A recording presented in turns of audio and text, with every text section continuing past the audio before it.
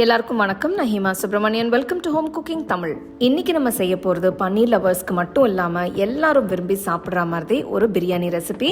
இது பன்னீர் பிரியாணி. நல்ல சாஃப்டான பன்னீர், அருமையான பாஸ்மதி அரிசி, வாசனையாக மசாலா எல்லாம் வச்சு செய்கிற இந்த பிரியாணி யாரு தான் வேண்டான்னு சொல்லுவாங்க. ஸோ வாங்க இந்த சூப்பர் பன்னீர் பிரியாணி எப்படி செய்யறதுன்னு பார்க்கலாம். இந்த ரெசிபிக்கு நான் 400 கிராம் பன்னீர் பீசஸ் எடுத்திருக்கேன்.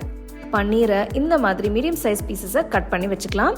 இந்த பன்னீரில் 1/4 டீஸ்பூன் மஞ்சள் தூள், 1 டீஸ்பூன் காஷ்மீரி மிளகாய் தூள், 1 டீஸ்பூன் உப்பு, 1 டீஸ்பூன் சாட் மசாலா தூள் சேர்த்து நல்லா மிக்ஸ் பண்ணுங்க. சாட் மசாலா சேர்க்கறது ஆப்ஷனல் தான். உங்ககிட்ட இல்லைன்னா சாட் மசாலா இல்லாமல் கூட செய்யலாம். எல்லாத்தையும் பன்னீர் கூட நல்லா மிக்ஸ் பண்ணி காயெல்லாம் வேகிற வரைக்கும் ஊற வைங்க. ஒரு அகலமான கடாயில் 1.5 டேபிள் ஸ்பூன் எண்ணெய், 2 டேபிள் ஸ்பூன் நெய் சேர்த்து நெய் உருகுனதும் 2 சின்ன துண்டு பட்டை, 5 கிராம்பு, 3 ஏலக்காய், 2 பிரியாணி இலை சேர்த்து நல்ல வாசனை வர வரைக்கும் நல்லா வறுத்துக்கலாம். அடுத்து 3 மீடியம் சைஸ் வெங்காயத்தை நீல வாக்கில் மெலிசா நறுக்கி சேர்க்கலாம். வெங்காயத்தை நல்ல பொன்னிறமாக வதக்கிக்கலாம். வெங்காயம் பாருங்க எப்படி வதங்கியிருக்குன்னு. இந்த ஸ்டேஜ்க்கு வந்ததும் 1 டீஸ்பூன் ஃப்ரெஷ்ஷான இஞ்சி பூண்டு விழுது, கீறின 3 பச்சை மிளகாய் சேர்த்து நல்லா கலந்துக்கலாம். இது கூட ஒரு பெரிய தக்காளியை நல்ல பொடுசா நறுக்கி சேருங்க. ஒரு தடவை கலந்து விட்டு காய் எல்லாத்தையும் ஒன்றா சேர்த்துடலாம். 1 கப் அளவுக்கு நறுக்கின பீன்ஸ், 1 கப் அளவுக்கு நறுக்கின கேரட், 1 கப் ஃப்ரெஷ்ஷான பச்சை பட்டாணி, நறுக்கின 1 குடமிளகாய் எல்லாம் சேர்த்து நல்லா மிக்ஸ் பண்ணுங்க.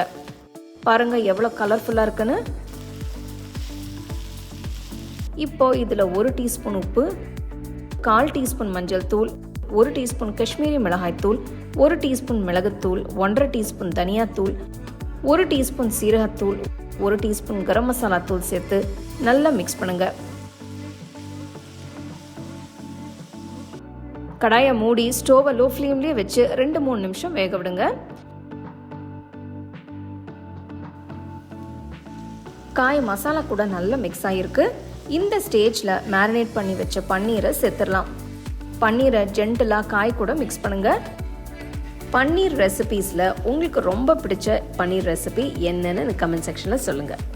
அடுத்து ஒரு கையளவு ஃப்ரெஷ்ஷான புதினா, ஒரு கையளவு ஃப்ரெஷ்ஷான கொத்தமல்லி நறுக்கி சேர்த்து நல்லா மிக்ஸ் பண்ணுங்க. இது ரொம்ப ஈஸியான ரெசிபி. காயெல்லாம் சேர்த்து செய்யும் போது புரோட்டீன், ஃபைபர்னு ஒரு ஹோல்சம் மீலாக இருக்கும். ஸ்டோவை லோ ஃப்ளேம்லேயே வச்சு 2 கப் அளவுக்கு தண்ணி சேருங்க. நான் இந்த ரெசிபிக்கு 1 கப் அளவு பாஸ்மதி அரிசி எடுத்திருக்கேன். 1 கப் அரிசிக்கு 2 கப் தண்ணி சரியாக இருக்கும். இது 250 ml மெஷர்மெண்ட்டில் எடுத்திருக்கேன். இந்த ஸ்டேஜில் உப்பு டேஸ்ட் பார்த்துட்டு தேவைப்பட்டால் கொஞ்சம் சேர்த்துக்கோங்க. நான் இங்கே 1 கப் பாஸ்மதி அரிசியை கழுவி 1/2 மணி நேரம் ஊற வச்சுருக்கேன். இப்போ அதை சேர்த்துக்கலாம்.